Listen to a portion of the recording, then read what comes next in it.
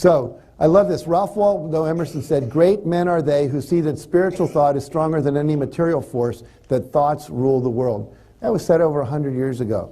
So, it's true. There's now people positing in the world of physics, neuroscience, and psychology that 1 hour of intentional mental work, the kind we're doing where we close our eyes and see what we want and so forth, is worth 7 hours of physical labor. Now that doesn't mean you still don't do some physical stuff, but which would you rather have? The effect of 7 hours with 1 hour, or the effect of 1 hour with 1 hour? So you can accelerate all of this. We said go further and faster with less effort if you use the mental part. So, still in step one, decide exactly what you want. I'm going to teach you some ways to do that that are easy.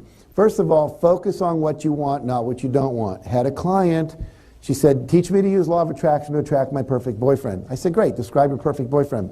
She said, no, I already know what I want. You just tell me how to get it. I said, "Well, just to be clear, you tell me." We went back and forth 4 times before she finally said it. Okay. She said, "I want someone who doesn't smoke, doesn't drink, doesn't watch TV all weekend, doesn't play sports to the exclusion of having, isn't verbally abusive." And she went on with like 9 things she didn't want. Where was all her energy? On what she didn't want. I said, "Let me describe your last 3 boyfriends to you." She said, "Really?" I said, "Yeah. Someone who smoked too much, drank too much, watched too much TV, was into sports more than you wanted, put you down verbally." She said, "How'd you know?" I said, "You just told me." So always focus on what you want, not what you don't want. Honor your desires and trust your preferences. Very important. We talked about that. It's so critical that you trust what you want. Don't feel guilty about being selfish. Be you. The best you can do for the world is be yourself 100%. Then everything works, because God, universe, the force, whatever you want to call it, created all of us in the great diversity that we are to fulfill all the things that needed to be fulfilled in the world. And you being a doctor when what you really want to be as a mechanic isn't going to work. You're going to end up with back pain and headaches because you're not doing what you want to do. And we need mechanics just as much as we need doctors. Now, a friend of mine, Alan Cohen, wrote a book called Why Your Life Sucks. It's a great title for a book. And one of the things he talked about in that book was we talk ourselves into doing things we don't want to do. How many of you have ever done that? Yeah. Now, he says when someone asks him to do something, if he doesn't have an immediate hell yes, it's definitely already a hell no. See, if you say to someone, "Well, let me think about it, I need to whatever, well, I'll get back to you," it's already a no. Just listen to your energy. But if someone says, "Hey, you want to go to the Snake River on a river raft trip this summer, bring your family, I'll bring mine," and it's someone I really love, I'm going, "Yeah, baby, that feels good, let's do it." You know? Someone like Tony Robbins calls me and says, "Hey, you want to do a TV project together?" Hell yes, that sounds like fun. You know?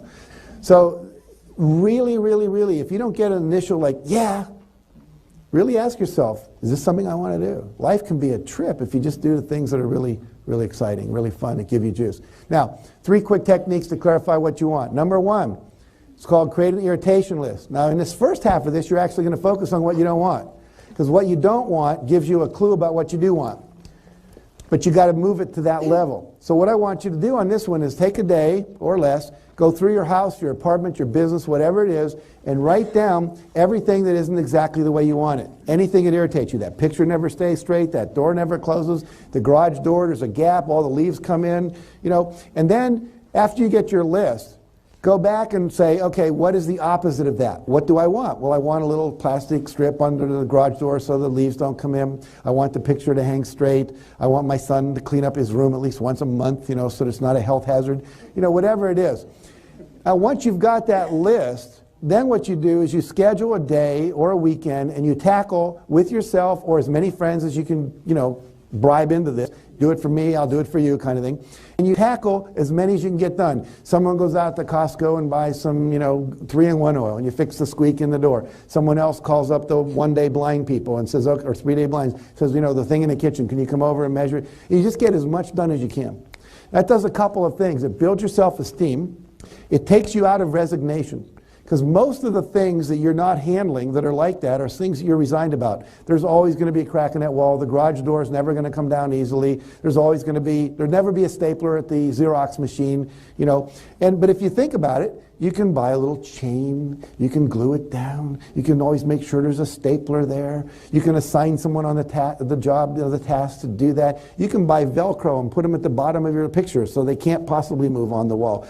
But all of a sudden, that's handled. And when that gets handled, there's a relief. And suddenly you begin to go, wow, I can have it the way I want it. It is possible to have the walls painted and this, you know. And so it's very, very important psychologically. Okay, so we have the irritation list. The second thing is to make a list of 101 goals that you want to accomplish before you die. Write down 101 things.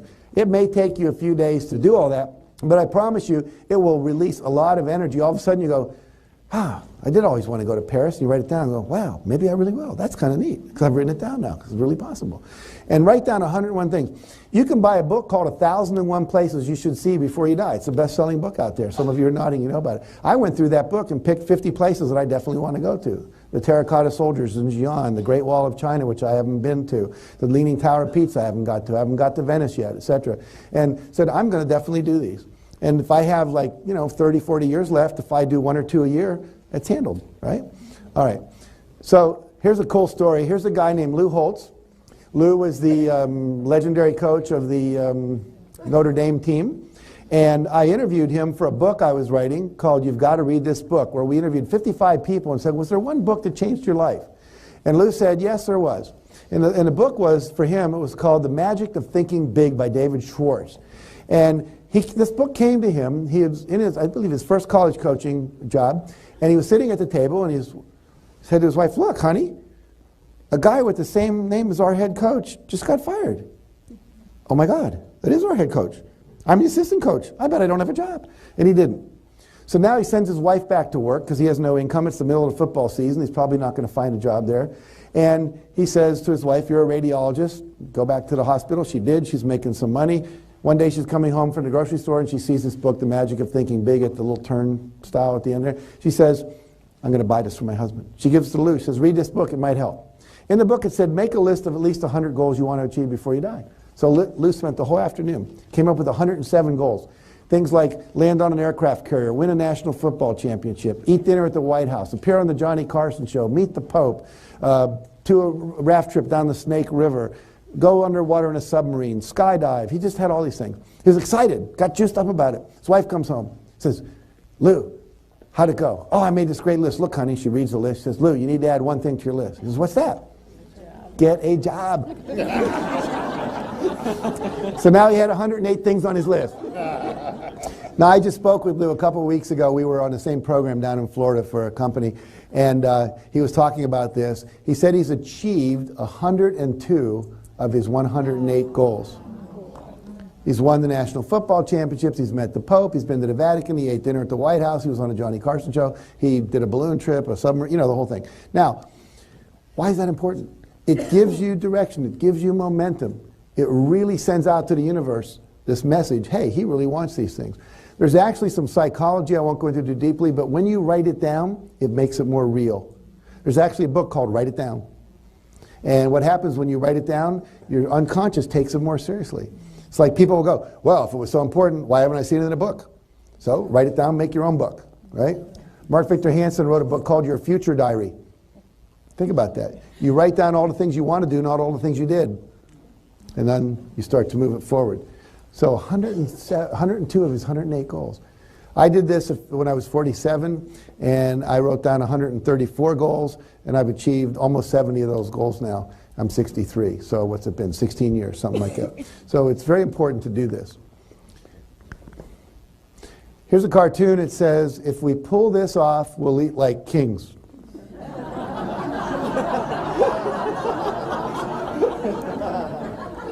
Big vision. So you want to have a big vision. When I interviewed General Wesley Clark, he said it doesn't take any more time to dream a big dream than it takes to dream a small dream. That was a mind-shattering idea for me when he said that. It doesn't take any more time or effort to dream a big dream. So if you're going to dream, why not go for the whole enchilada? Dream for what you really want. Most people dream what they think is possible, which is based on current reality, which means you're letting a current reality affect your future instead of your vision. Visionaries decide what they want and then set the goal out there. Mandela, we're going to get the apartheid thing done. Gandhi, we're going to get the British out of India. Kennedy, we're going to put a man on the moon by the end of the decade. Martin Luther King, we're going to have a country where racism disappears eventually. People with a vision. And then what do? They acted on that vision. They kept the vision alive. Keep the dream alive, as Jesse Jackson always said. You want to keep the dream alive. Focus on the dream, not on your reality. Don't let what you currently do. I mean, I have friends who never went to high school, didn't finish high school rather, never went to college, that are multimillionaires. Multimillionaires. Dick Cheney, vice president, never graduated college. Bill Gates, richest guy in America, never graduated college. Michael Dell at the University of Texas, didn't graduate college, creates Dell Computers. So that's not the thing. The thing is, what is it you want? What's the vision? You all have an internal GPS system. You know what a GPS system is in your car? All you have to do is what? Input the destination, it figures out the map. Your unconscious and the universe will figure out the map and present it to you. You don't have to figure it out. Most people, if they can't see how they're going to get the goal, won't commit to the goal. The how shows up after the commitment to the what. It's very, very important. Most people want to see how before they commit. You got to commit before you see how. It's like a little puzzle they built in backwards to test us. But that's the way it works. Okay. Now, your inner guidance system tells you if you're on course or off course. The main thing we talked about earlier is joy.